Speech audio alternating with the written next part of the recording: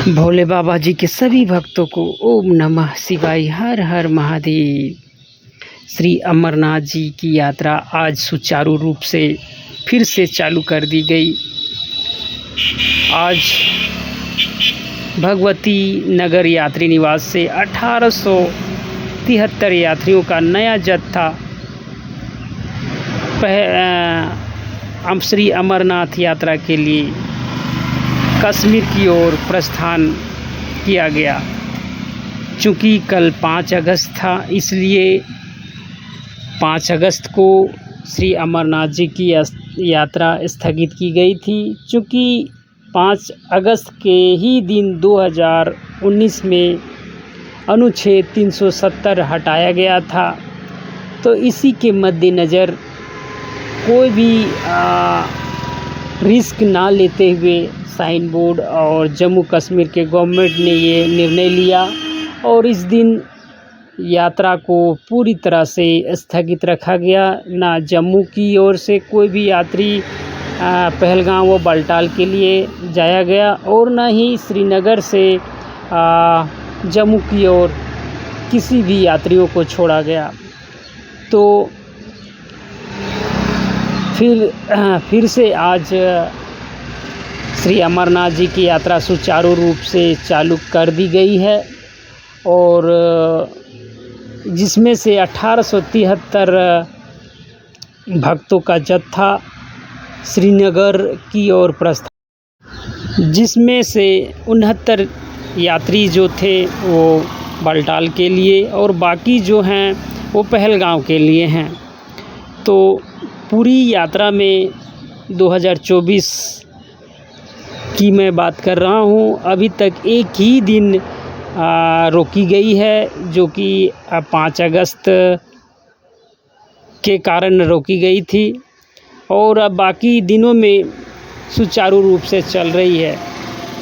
वो अलग बात है कि बारिश होने के कारण बीच बीच में यात्रियों को रोका जाता है, वो अलग मैटर है। लेकिन इस बार पूरी यात्रा में इतनी आतंकी गतिविधियां भी होती रहीं जम्मू में या फिर इसके आजू बाजू जो एरियाज़ हैं यहाँ पे गतिविधियां होती रहीं, लेकिन फिर भी श्री अमरनाथ जी की यात्रा लगातार जम्मू से पहलगाम व बालटाल के लिए जाती रही और अभी तक वैसा कुछ भी आतंकी गतिविधि जो है पूरी यात्रा में देखने को नहीं मिली, ना सुनने को मिली। तो उम्मीद करता हूँ कि जो बाकी यात्रा बची है 19 अगस्त तक, तो इसी तरह से सुचारू रूप से चलेगी और जो भक्त बाबा जी की यात्रा के लिए प्लान में हैं तो वो अवश्य आएँ और भोले बाबा जी के धाम के दर्शन का सौभाग्य प्राप्त करें। तो हालांकि अब यात्रियों की संख्या में भारी गिरावट हुई है, तो अभी जो बहुत ही कम यात्री भोले बाबा जी के दर्शन को आ रहे हैं। जैसा कि आज आप सबों के बीच हमने बताया कि 1873 यात्री जो कि बाबा के दर्शन के लिए गए हैं, तो स्टार्टिंग दिनों में बहुत भीड़ हुआ करती थी, जबकि अभी मात्र 1873 यात्री भोले बाबा जी के दर्शन को जा रहे हैं। तो यदि आप सभी भोले बाबा जी के भक्तों का ना ही रजिस्ट्रेशन मेडिकल हो पाया है तो चिंतित होने की आवश्यकता नहीं है। ये सारी प्रक्रियाएं आप जम्मू पहुंचकर करवा सकते हैं और सेम डे में भी हो जाएगा। चूँकि भीड़ नहीं है तो उसमें विलम्ब होने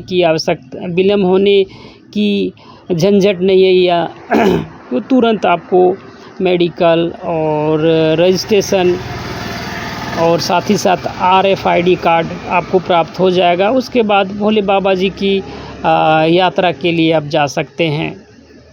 तो चिंतित होने वाली बात नहीं है। पहले हुआ करती थी, जब स्टार्टिंग दिनों में भीड़ हुआ करती थी तो 3 से 4 दिन 5 दिन आपको जम्मू में रुकना पड़ता था रजिस्ट्रेशन और मेडिकल के लिए। और कुछ भक्त पहलगांव या बालटाल भी डायरेक्ट पहुंच जाते थे। वहां पर भी 1 से 2 दिन 3 दिन लगाकर वो रजिस्ट्रेशन करवाते थे। लेकिन अभी ये समस्या नहीं होने वाली है, चूँकि यात्रियों की संख्या में भारी गिरावट हुई है। तो आप नहीं भी रजिस्ट्रेशन करवा के जा रहे हैं तो वहाँ पे जम्मू में या पहलगाम में या बालटाल में आप कहीं भी मेडिकल रजिस्ट्रेशन आसानी से करवा सकते हैं। तो उम्मीद करता हूँ कि यह वीडियो आप सभी भोले बाबा जी के भक्तों को पसंद आया हो, और पसंद आया हो तो लाइक और शेयर करना ना भूलें। तो एक बार फिर से आप सभी भोले बाबा जी के भक्तों को ओम नमः शिवाय, हर हर महादेव।